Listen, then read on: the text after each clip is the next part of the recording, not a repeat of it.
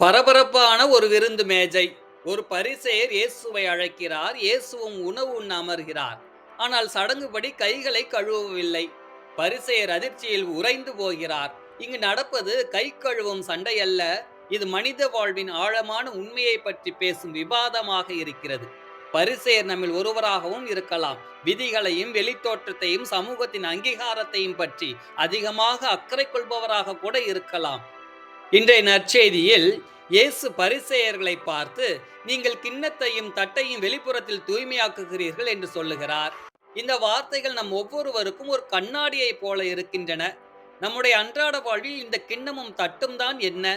அது நம் சமூக வலைத்தளங்களில் காட்டும் புன்னகையாக இருக்கலாம். நாம் அலுவலகத்தில் நாம் பேணும் நேர்மையின் தோற்றமாக இருக்கலாம். நாம் உடுத்தும் விலை உயர்ந்த ஆடை அல்லது நாம் செய்யும் உதவிகளை பிறருக்கு தெரியப்படுத்தும் ஆசையாகவும் இருக்கலாம். பேருக்கோ புகழுக்கோ நம் பணத்தை விரயமாக்கலாம். ஆனால் ஏழை ஒருவருக்காக உதவ வேண்டும் என்று சொன்னால் ஆடம்பரம் இல்லாமல் உதவுவது கடினமாக இருக்கிறது. நாம் வீட்டையோ சுத்தமாக வைத்திருக்கிறோம், ஆனால் அக்கம் பக்கத்தினரோடு ஒரே சண்டையாக இருக்கிறது. வெளிப்பக்கத்தை கழுவுவதில் நாம் எவ்வளவு நேரம் செலவிடுகிறோம்? நம்முடைய இமேஜ், கௌரவம், பெயர் இவை களங்கமடையாமல் இருக்க போராடுகிறோம். ஆனால் இயேசு நம் முகமூடியை தாண்டி பார்க்கிறார். ஆனால் உங்களுக்கு உள்ளே கொள்ளையும் தீமையும் நிறைந்திருக்கின்றன என்று சொல்லுகிறார். இது எவ்வளவு உண்மையானது? ஒரு பக்கம் அமைதியாய் இருந்தாலும் உங்களுக்குள் பொறாமை என்னும் கொள்ளை நம் மனதை திருடிக் கொண்டுதான் இருக்கிறது. விமர்சனம் என்னும் தீமை அடுத்தவர் மீது தீப்பொறியை வீசிக்கொண்டுதான் இருக்கிறது. உண்மையான அழுக்கு வெளியில் இல்லை, நம் ஆசைகளின் ஆழத்தில் அடங்கி இருக்கிறது.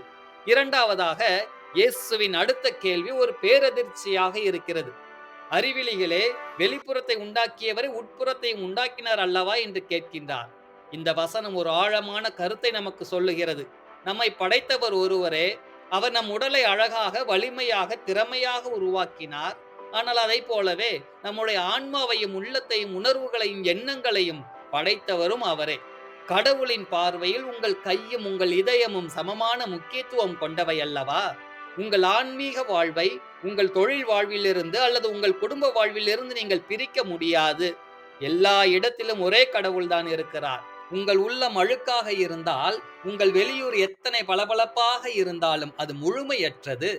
இந்த இரட்டை வாழ்க்கையை விட்டு முழுமையான மனிதர்களாக வாழ நாம் முயற்சிக்கலாமே. தூய்மையின் ரகசியம்தான் என்ன என்றால், நாம் எப்போது நம் உள்ளத்தில் புதைத்து வைத்திருக்கும் இந்த அன்பை தர்மமாக மற்றவர்களுக்கு கொடுக்கிறோமோ, அப்போது நம் உள்ளிருக்கும் கொள்ளையும் தீமையும் தானாக வெளியேறுகிறது. நாம் பாத்திரத்தின் வெளிப்புறத்தை கழுவி நேரத்தை வீணடிக்காமல், நம் உள்ளிருக்கும் உன்னதமான அன்பை, இரக்கத்தை தர்மமாக கொடுக்க தொடங்குவோமே.